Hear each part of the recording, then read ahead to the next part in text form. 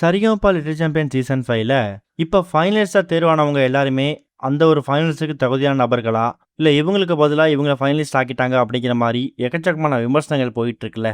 இது எல்லாத்துக்கும் பாடகி சித்ரா அவங்க தரப்புல சில விஷயங்களை விளக்கங்களாக கொடுத்துருக்காங்களாம். சித்ராமா அவங்கள பொறுத்த வரைக்கும் தமிழில் இன்னொரு ரியாலிட்டி ஷோவில் சிங்கிங் ரியாலிட்டி ஷோ நடுவராக இருந்திருந்தாலும் சரிகமபாவை பொறுத்த வரைக்கும் சரிகமபா கன்னடாலையும் சரிகமபா மலையாளத்திலையும் ஒரு சில எபிசோட்ஸில் இவங்க வந்து ஜட்ஜஸாக இருந்திருக்காங்க அப்படிங்கிறது நம்ம எல்லாருக்குமே தெரியும். அந்த அடிப்படையில் இந்த சரிகமபா ஷோவை பற்றி நல்லா தெரிஞ்சு வச்சிருக்கக்கூடிய அவங்க இப்போ செலக்ட் ஆகக்கூடிய ஃபைனலிஸ்ட்டில் எல்லாருமே தகுதியான நபர்களா, இவங்களுக்கு பதிலாக இன்னொருத்தவங்களை வந்து ஃபைனலிஸ்டாக மாற்றிட்டாங்க அப்படிங்கிற மாதிரி எக்கச்சக்கமான வந்து விமர்சனங்கள் போயிட்டு இருக்குல்ல. அதுக்கு அவங்க தரப்பில் என்ன பதில் கொடுத்துருக்காங்கன்னா, இந்த சரிகமபா ஷோவில் இந்த ஒரு ஷோ மட்டும் இல்லை, எந்த ஒரு ஷோவாக இருந்தாலும் நடுவர்களாக இருக்கிறது அப்படிங்கிறது சாதாரண விஷயம் கிடையாது.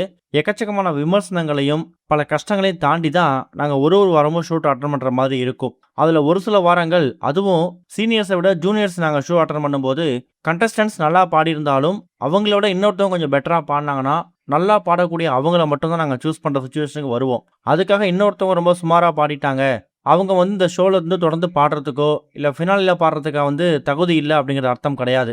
ரியாலிட்டி என்னன்னா, பாடக்கூடிய எல்லா நபர்களையும் நம்ம ஃபினாலுக்கு ஏற்ற முடியாது.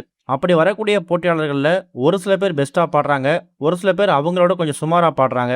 அப்படி தான் இந்த சரிகமபா லிட்டில் சாம்பியன் சீசன் 5ல ஃபைனலிஸ்டாக தேர்வாக இருக்கக்கூடிய எல்லா நபர்களுக்கும் இண்டிவிஜுவலாக ஒரு திறமை இருக்குது.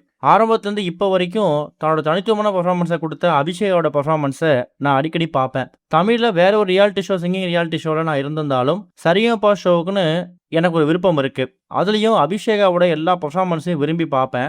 அப்படிப்பட்ட அபிஷேகா கடந்த ஒரு சில வாரங்கள் அது டிக்கெட் டு ஃபினாலேல அவங்க சரியாக பாடாதது எனக்கு கொஞ்சம் ஏமாற்றத்தை கொடுத்துச்சு தான். அதுக்கப்புறம் கடைசி வாரம் 5வது வாரம் அபிஷேகாவை ஃபைனலிஸ்டாக சூஸ் பண்ணும்போது கொஞ்சம் சந்தோஷப்பட்டேன். ஆனால் எனக்கு இருக்கக்கூடிய ஒரு வருத்தம் என்னன்னா, இந்த 5-6 ஃபைனலிஸ்ட்டில் மோக்ஷிதாவும் ஒரு ஃபைனலிஸ்டாக இருந்திருந்தாங்கன்னா நான் இன்னும் ஹாப்பியாக இருந்திருப்பேன்.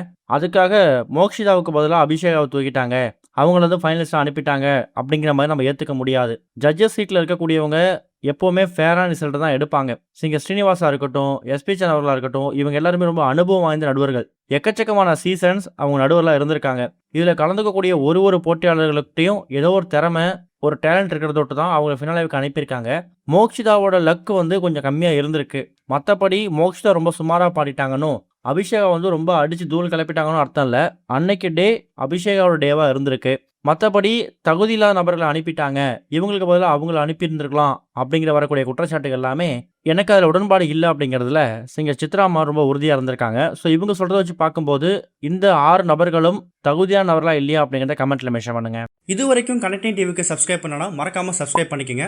உடனடி அப்டேட்ஸ் பெறுவதற்கு நோட்டிஃபிகேஷன் பெல்லையும் கிளிக் பண்ணிக்கங்க.